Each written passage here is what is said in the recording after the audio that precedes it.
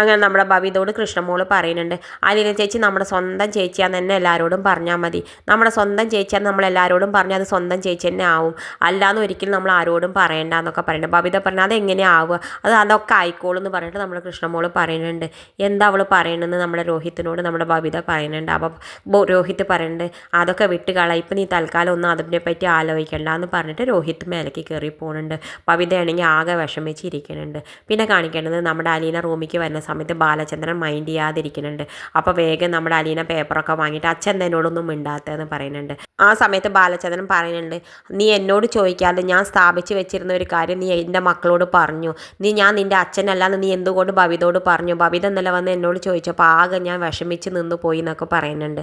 ആ സമയത്ത് അലീന പറയുന്നുണ്ട്, എൻ്റെ അച്ഛൻ ആരുടെ മുന്നിൽ ഒരിക്കലും താഴാൻ പാടില്ല, ഒരാളുടെ മുന്നിൽ അച്ഛനെ കുറ്റക്കാരനായി കാണുന്നത് എനിക്കിഷ്ടമല്ല, ഞാൻ അതൊരിക്കലും സമ്മതിക്കില്ല എന്നൊക്കെ പറയുന്നുണ്ട്. ആ സമയത്ത് ബാലചന്ദ്രനാണെങ്കിൽ ഇതൊക്കെ കേൾക്കുമ്പോൾ വല്ലാത്ത വിഷമമുണ്ട്.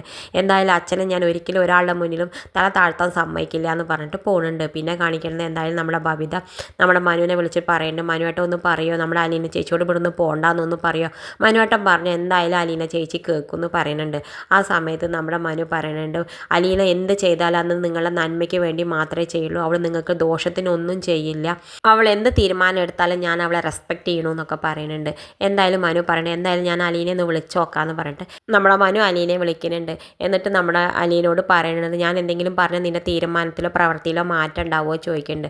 ആ സമയത്ത് നമ്മുടെ അലീന പറയുന്നുണ്ട്, മനുവേട്ടൻ പറയുന്നത് എനിക്ക് മനസ്സിലാവുന്നുണ്ട്, പക്ഷേ ഞാൻ ഇവിടുന്ന് പോയിട്ടില്ലെങ്കിൽ മാഡം ഒരിക്കലും ഇങ്ങോട്ട് തിരിച്ചു വരില്ല, അതിന് വേണ്ടിയിട്ട് ഞാൻ എന്താ ചെയ്യേണ്ടതെന്നാണ് മനുവേട്ടൻ പറയുക, എനിക്ക് പോയല്ലേ പറ്റുമെന്ന് പറയുന്നുണ്ട്.